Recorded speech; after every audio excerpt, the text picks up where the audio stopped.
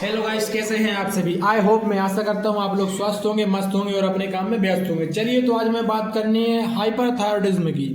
पिछले वीडियो में हमने बात की है हाइपोथायरॉयडिज्म की। दोनों ही एंडोक्राइन सिस्टम के डिसऑर्डर्स हैं। ओके गाइस, तो आज हम बात कर लेते हैं हाइपरथायरॉयडिज्म। ओके, अब हमें देखना है हाइपर को। अगर आप लोग हाइपो को बहुत अच्छे से समझ के आएंगे तो हाइपरथायरॉयडिज्म आपको बहुत अच्छे से समझ में आ जाएगा। तो अगर आपने हमारा पिछला वीडियो नहीं देखा है तो उसको आप देख के आए तो आपको ये बहुत आसानी से समझ में आएगा।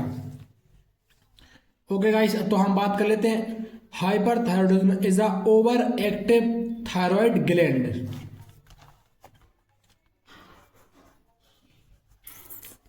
जो थायराइड ग्लैंड हो जाती है वो हाइपर एक्टिव हो जाती है, ओवर एक्टिव हो जाती है, जिस कारण से क्या होता है,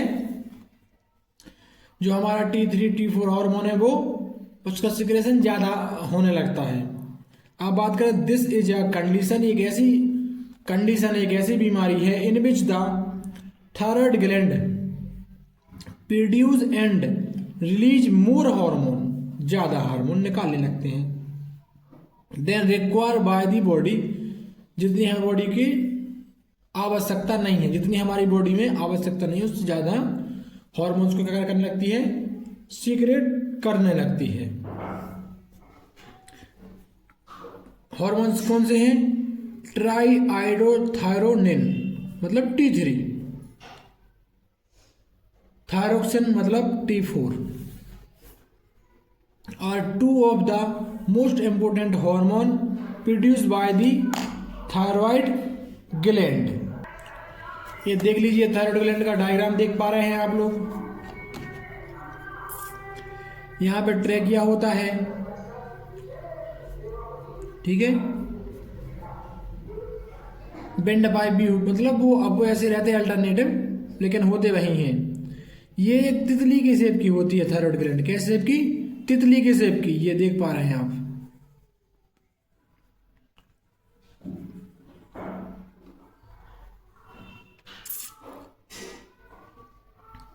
इसमें क्या है, इन्फ्लामेशन हो जाता है, ये स्वेल हो जाती है। क्या हो जाती है? स्वेल हो जाती है।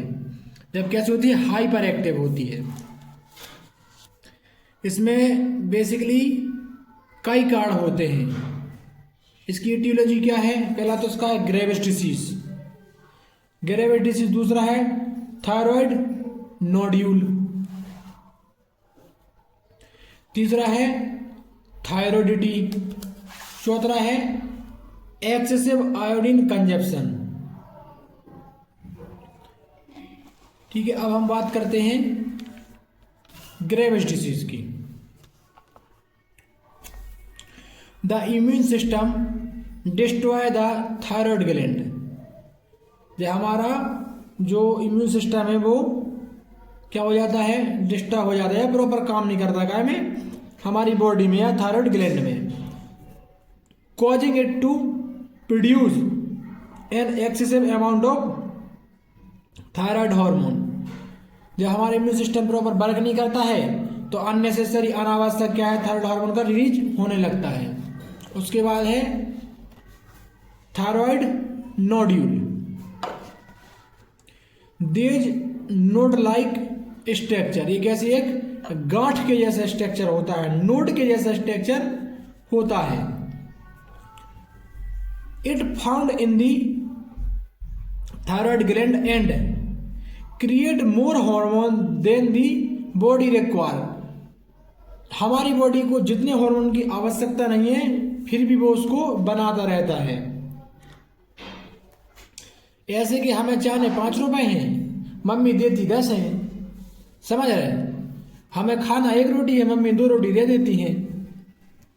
तो ये क्या हो जाता है? हाइपर रिएक्टिविटी हो जाती है। मम्मी से कहा, मम्मी भूख लगी है 2 रोटी दे दो, मम्मी 4 लेके आती हैं। नहीं खाओ तो जबरदस्ती खिलाती हैं। तो यहाँ भी ऐसे सिस्टम चल रहा है।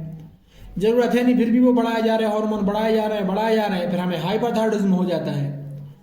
समझ पा रहे हैं ना? उसके बाद हम बात करते हैं थायरोडिटी की। It is an inflammation of thyroid gland. इसमें क्या हो जाता है, थायराइड ग्लैंड में इन्फ्लामेशन हो जाता है, इसमें स्वेलिंग आ जाती है। That might happen with in a year of birth. जन्म के समय ये सब चीज़ें देखने को मिलती हैं, मतलब न्यू बॉर्न बेबी की बात हो रही है, बेसिकली एडल्ट में भी हो जाता है। अब बात करें एक्सेसिव आयोडीन कंजप्शन। अब हाई जो इनटेक रहेगा NaCl मतलब सोडियम क्लोराइड का, सॉल्ट का, नमक का, उस वजह से भी हो सकता है।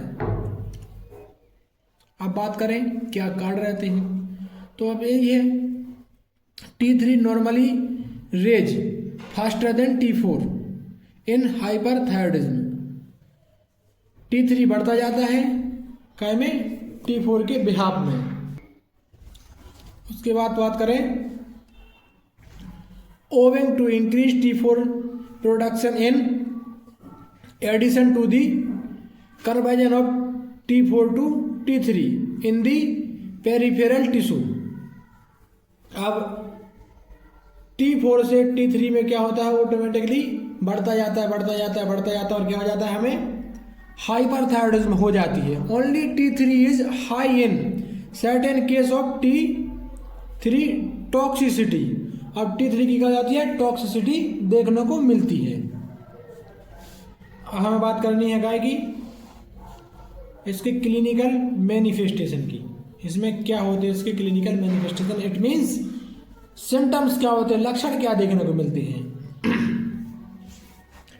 वेट लॉस, हाइपोथायरॉयडिज्म में हो रहा था वेट गेन, यहां हो रहा है weight loss.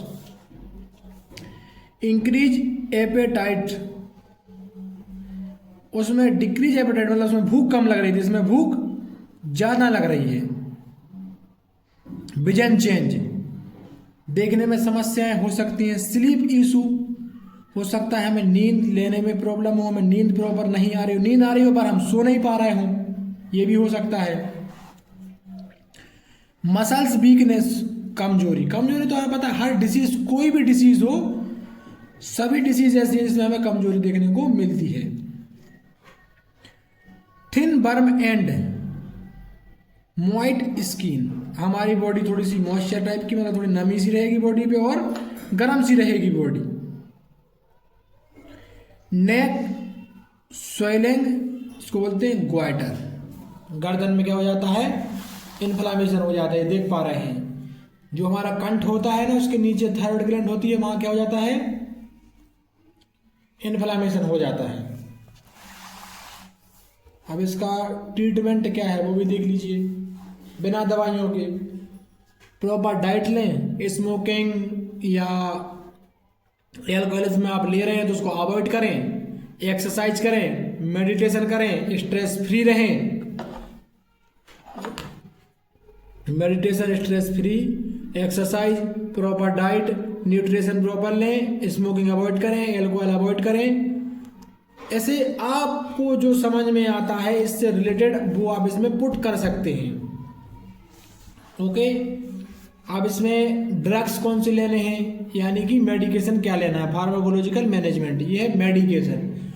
Non pharmacological management मतलब होता है बिना एलोपैथिक दवाइयों के